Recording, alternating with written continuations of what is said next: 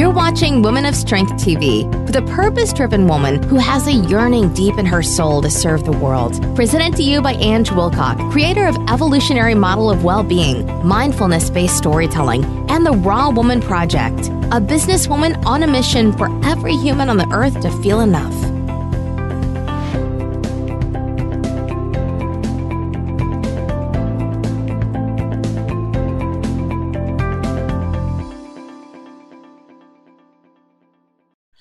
And so let's now move to Laura Jean. So welcome, Laura Jean, to Women of Strength podcast and TV. Thanks for having me, Ange. Oh, it's such a pleasure, and I'm so looking forward to your story. Now, I'm just going to introduce Laura Jean, and as I always tell all my listeners and people that watch, I always read from a piece of paper. So Laura Jean is an accredited practicing dietitian with 15 years experience, who focuses on the whys of eating and how you can connect your body to guide your interaction with food. She is passionate about helping women develop a healthier relationship with food and enjoys every eating experience. Wow, I'm glad you're my first guest, because I'm in that space right now, wanting to know what that feels like.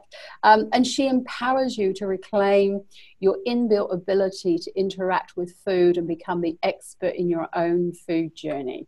I love that. What an incredible introduction. So welcome. And I'm sure you're going to be telling us how we get into that space, because I'd be really interested. But before we get to that, because I'm sure there's been a journey that you've been on to take you into that space and doing the incredible work that you're doing today. So the question I always ask all the incredible women that I interview is, Laura Jean, where did your Woman of Strength journey start? Well, Ange, I think it started, like most women, a long, long time ago. Back in early, like in my primary school days, I can remember, lots of messages that really kind of kicked off my journey. And there's a couple of ones that I'll start with, so I don't make this too long-winded. But the first one was, I always remember this strong sort of story that my dad kind of used to say to me as a young girl, that you can do anything, that you can be anything. And I grew up in rural Australia, so very small town. And we'd walk down the main street and we'd walk past things like the solicitor's office or the accountants, which, they only came into our town every now and then, just once a year, sometimes for tax time and things. And he would always point those offices out and he'd say, one day you could be that could be you. And he was a farmer, so he came from he's not gone, quite humble sort of stock. So for him, that was really just the epitome of, you can be anything. So that was probably the first message that really started me out. The next step was my passion for food. And I can distinctly remember a holiday I went to visit my cousin, and she was really into eating and into food. And again, coming from rural Australia, the height of an exciting barbecue gathering was somebody putting orange slices in the salad. That was gourmet. So I went to my cousin's house in Tamworth, and they lived a very different kind of food interaction. And she was really into cooking. I could just remember being so swept away by this amazing experience of enjoying different foods. It wasn't brown looking vegetables and shoe leather lamb chops. It was beautiful flavors and just the fact that she was creating it. We were 8 at the time, 8 years old, and I just was blown away. And so that really started my journey down the food track. And for a long time, I just wanted to be a chef. But then for some reason, I think I was born like an 80-year-old nana. Right. So I went on like a placement to be a work placement to be a chef. And I realized, this lifestyle doesn't really work. I was starting at 3 p.m. when my friends who'd gone to do teaching were finishing up for the day, and I just thought, this isn't really going to work for me. Where's my napping time? So, I'm really lucky I had that insight as a teenager to see that, that wasn't probably going to work for me. So back to the drawing board, and it took me a long time. I wanted to find something that was helping people. That was really at the core of what I wanted to do and part of my value system, and that's probably from my upbringing. And I looked around. I was like, what could I do? Where could I go? And I stumbled across dietitian, which is helping people around food, and I thought, perfect, a match made in heaven. I really didn't have that much idea about what a dietitian did or the ins and outs, but I just went with it, probably one of those gut instinct type things, which just pulled me towards it. And that was the first kind of start in my journey. And I worked as a dietitian, I've worked as a dietitian for 15 years. And I started out in the standard kind of practice of just going out there. I left uni just really empowered to help people. And I worked in health services for the first sort of 4 or 5 years of my career. And I found that was really, I loved working with people, and I loved really connecting to people around food and over food, because I think even, in our life and in our culture, connecting over food is so important. Oh, it's massive. Yeah.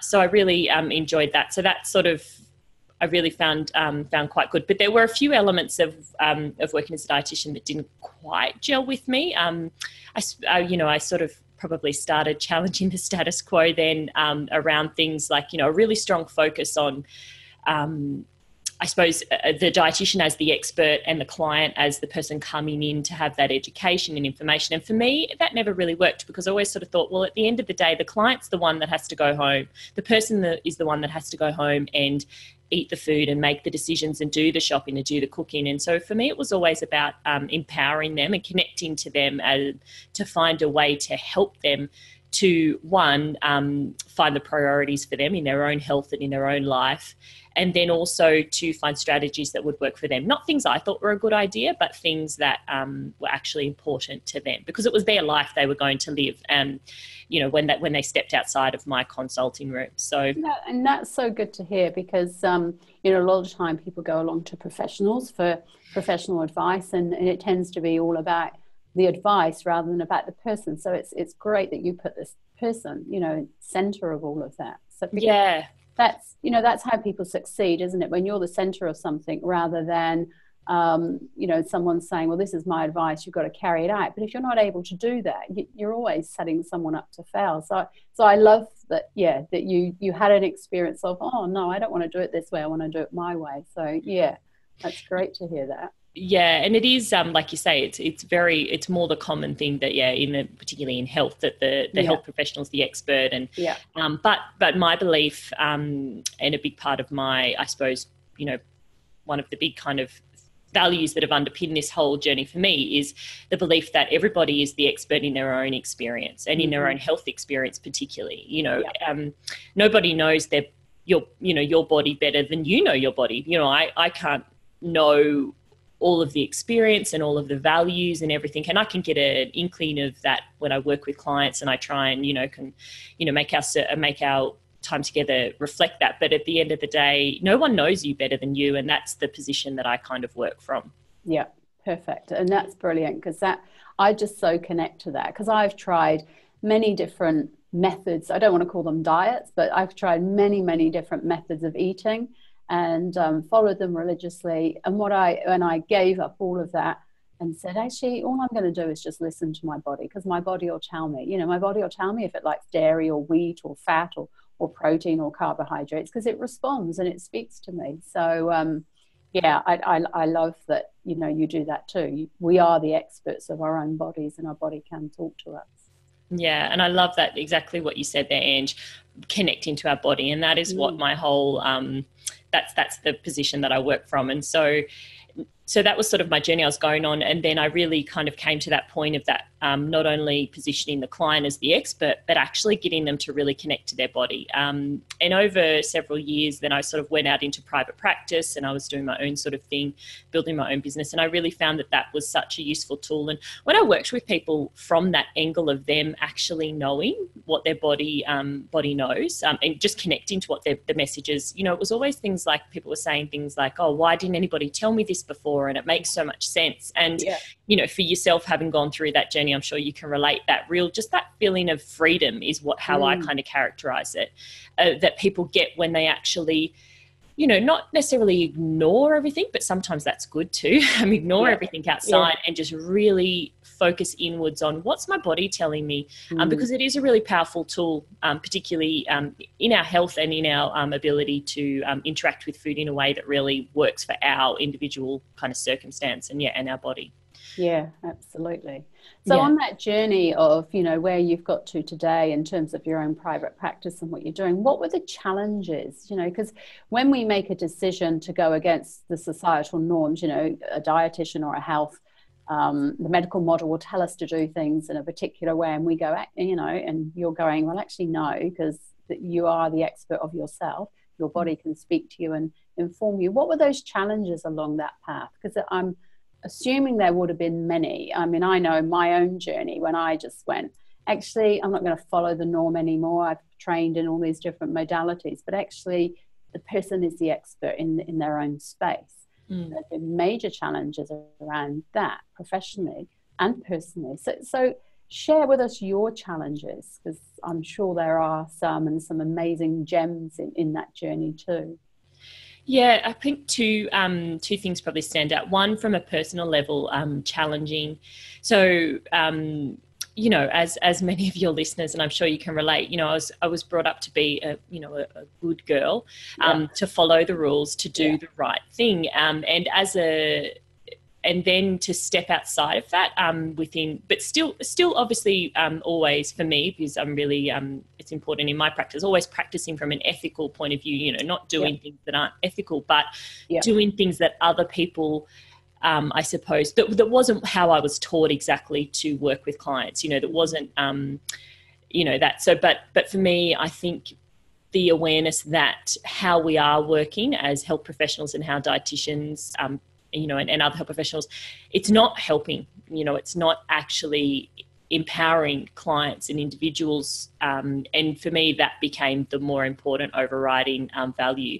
So there was that challenging. And I suppose that was kind of my first, which I didn't know it at the time, but kind of my first awakening from that kind of, or sort of coming into that feminist understanding around that. I didn't realize it at the time, but breaking free of that good girl kind of mold, that I had to be the good girl to be able, but actually being the good girl would stop me from being able to help people and stop me from being able to step into that role that I knew that I could be for people, that support. So that was the first challenge. And so how did you step out of that? How did you, because it's hard to just step out of being the good girl if that's something you've done all your life and most of your adult life. How did you manage to step out of that? Was it self-talk, or tell us about that? Yeah, I think self-talk and lots of challenging those beliefs in a really in a gentle way, definitely, but challenging that, because I think it was, again, it's that body connection coming up again, which is so powerful in so many parts of our life, but it just didn't feel right in my body to continue to be the good girl. So then I had to challenge that and sort of say, well, if that is what I've been told, that is the right way, why doesn't it feel right? And for me, it was really all underpinned by that strong connection and trust in my body. And also, that's those strong values, so that I could actually, I came to a point where it was a conflict of values, I suppose, but I just sort of played around, like picked away at those and sort of challenged them. And what came out was that that whole kind of good girl kind of value mindset isn't actually serving me, and it's not really empowering me. And that sort of forced me to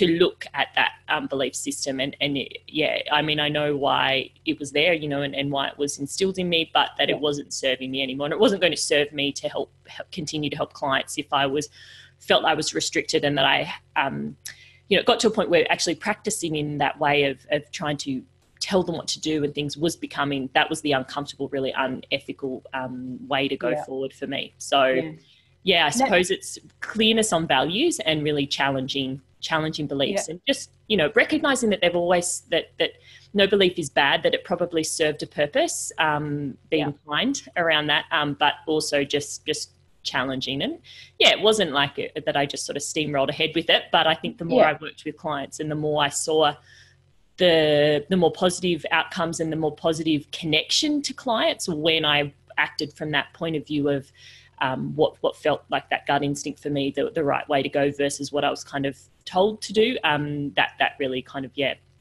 continued to affirm what I was feeling and what I was finding out. Sure. And it's such a powerful question. I love that. You know, it's such a powerful question to ask ourselves. You know, you know, we might be told it's right, but if it doesn't feel right, you know, is it right?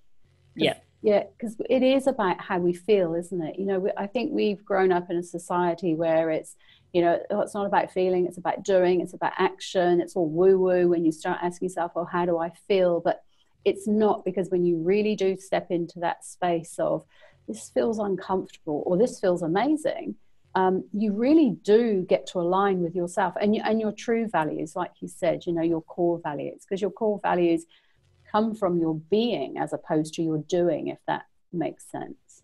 Yeah, definitely. And I think it's an area probably in my sort of mid-20s that I really kind of dug into a bit around values and really establishing those, because I'd gone from, you know, I mentioned I had been running kind of my private practice, and then my partner and I moved into state, and I had to kind of close that down. And so then I had to sort of step back and look at, well, how can I actually continue to work in this way, but do it in a way that's actually going to, you know, I'm not going to have to be sort of changing, you know, I didn't want it to be kind of location based where I had to do it. So I had to really get into my values and look at, well, what am I going to do? How am I going to do this? And that's where a lot of that came out for me. You know, what's really important? What are the parts of my practice I want to maintain? What are the things that are really important to keep going forward? And I had, like a good kind of time there where I really stepped back from actually, you know, I just sort of went back into the health service, which helped me to really clarify things, because I saw, this is definitely not how I want to be doing things. But I also had space away from that to just really dig into those values and connect that up to my work and connect that up to, my life. And there was lots of other things going on in the background outside the professional stuff. I was sort of moving into more, I suppose, moving outside of other areas. You know, once you start challenging the status quo in one space, it's impossible not to in others. So yeah, you know, I started changing my lifestyle, moving into more like a slow living kind of lifestyle, simplifying things there. And that really helped. And then I went, I had babies. So that changed things again. And that really, again, it really helped me to clarify things. I mean, it was really a strong, I found through that experience of motherhood, you know, a really strong connection to that feminine and that feminist kind of stuff that I had never really articulated what that was, but just particularly for me, I have two girls. So noticing the interactions of people with girls versus little boys and stuff. And, you know, that really solidified a lot of that for me, and was another step, I suppose, further in kind of empowering me into that, stepping into that role, or that you know, stepping into my true self really, and where I'm sort of moving towards. So that was really a big step. And then, of course, the bounce back from early motherhood of actually reclaiming and kind of, sometimes I joke to my friends, clawing back my sense of identity, you know, when you're in that very early trenches of motherhood. And I must admit, with hindsight, which is such a wonderful tool, you know, I probably tilted a little bit too far into, I mean, I don't regret everything, you know, how my early motherhood journey kind of played out, but I probably did lose myself in there, which I don't think is uncommon for a lot of women. And so over the last 12 months, really, I've been reestablishing that kind of sense of identity, which has probably been the sort of, well, not final, because I know there's more steps on my journey to come, but the sort of final kind of current step of really helping me to try and find space or ways to kind of, I don't think, well, kind of balance, but also to be able to tilt into that motherhood role, but also tilt into the role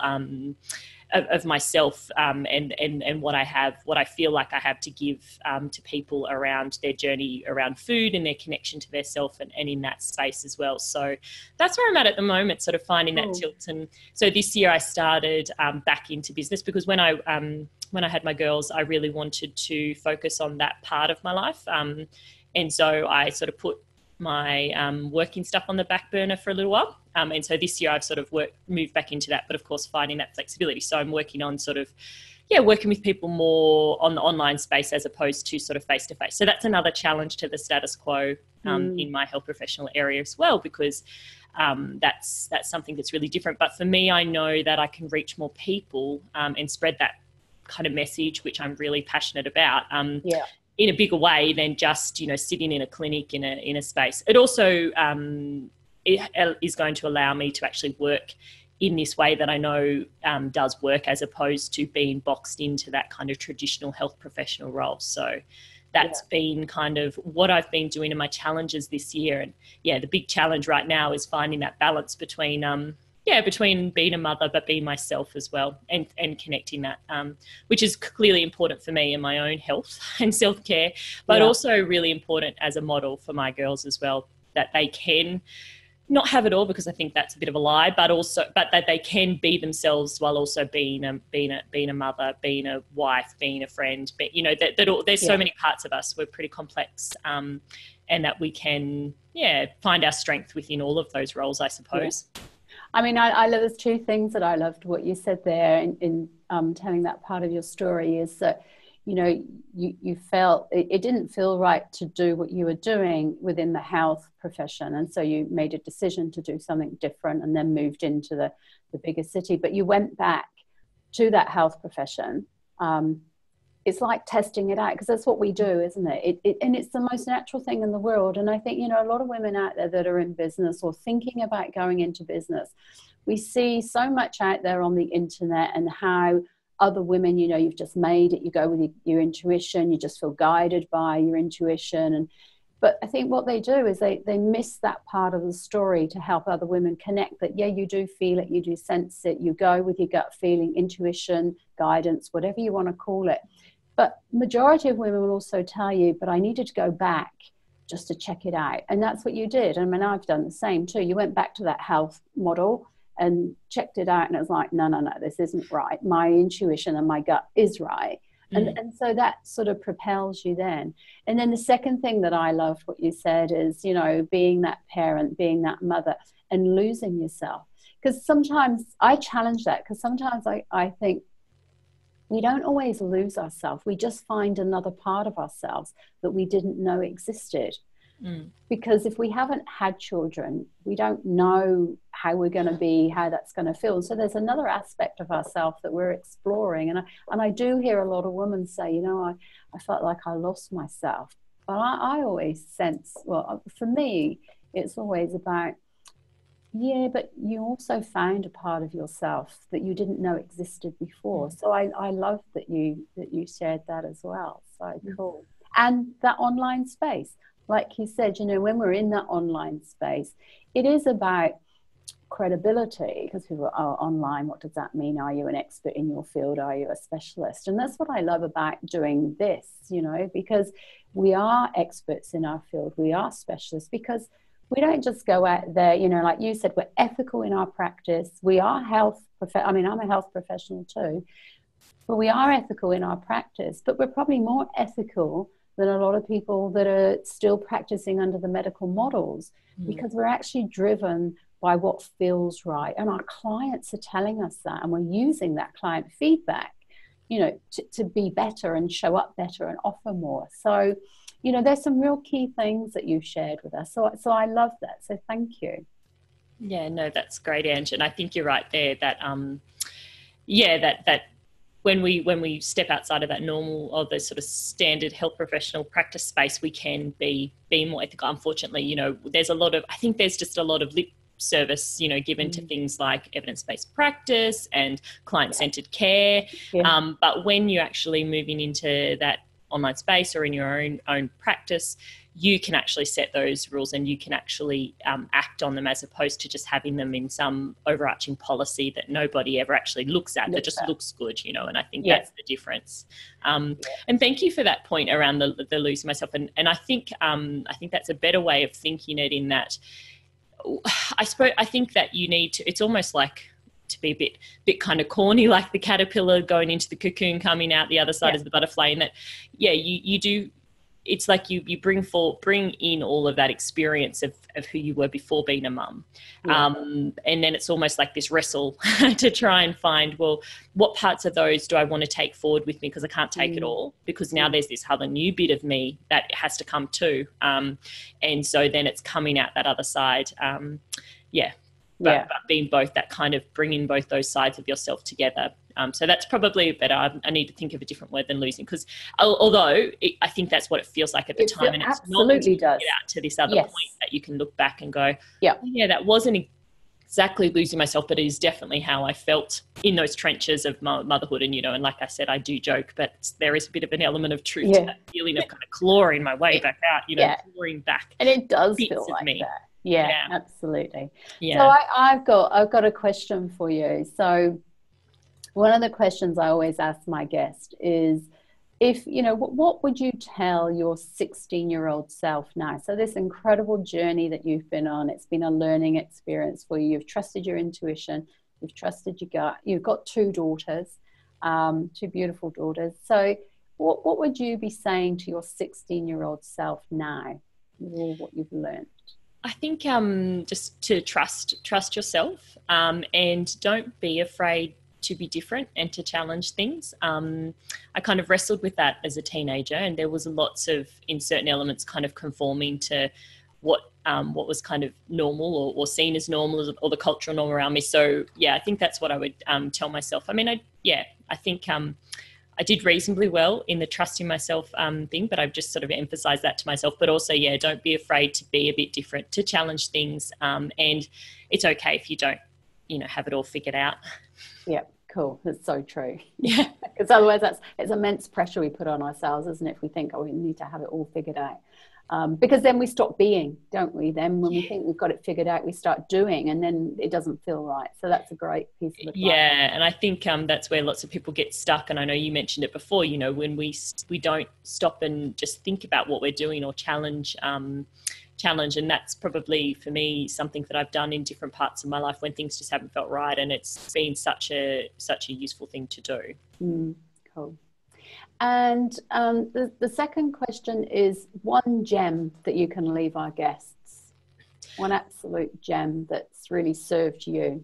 Yeah, I think it's body connection, and that's what I tell my clients when we work together around their relationship with food. It's about connecting to your body, and that is that trust element to that. And and there's usually three parts that I sort of talk about. It's first, it's listening, so making the space to actually be able to connect and hear what your body's telling you.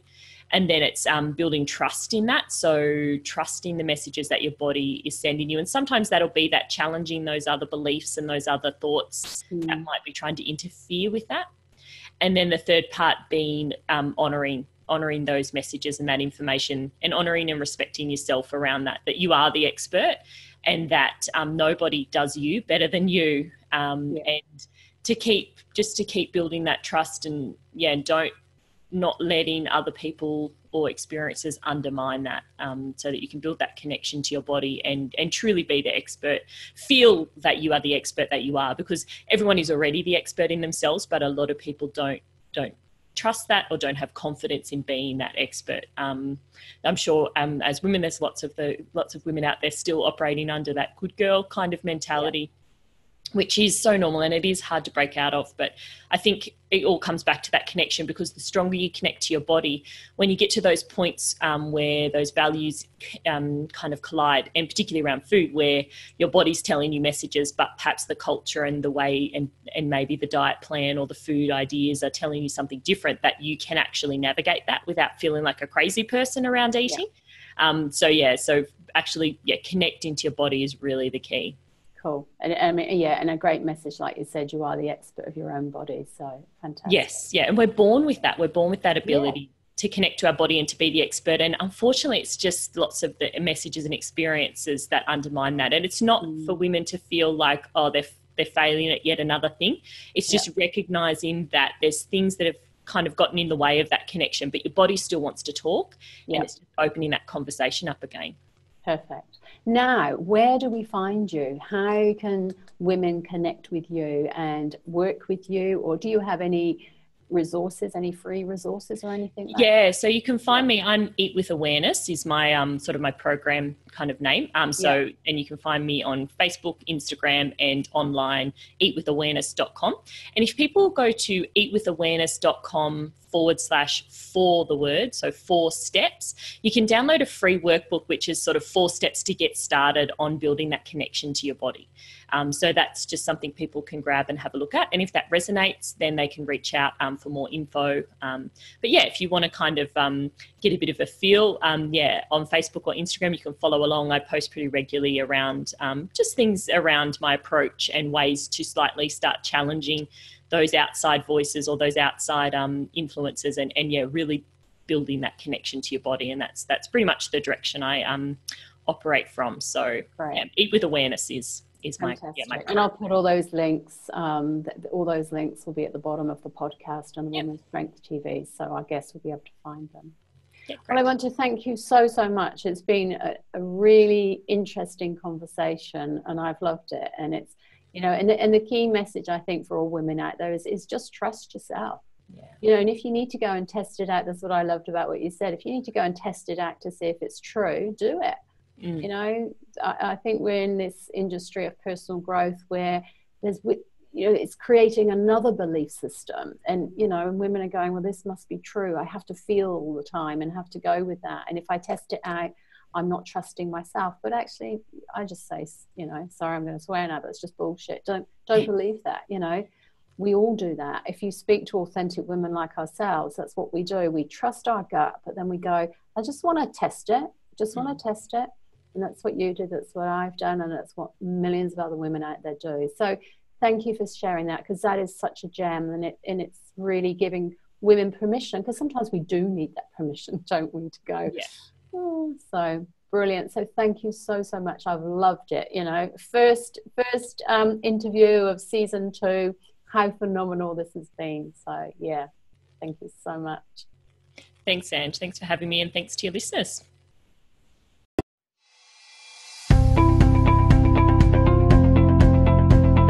Remain real, authentic, and whole.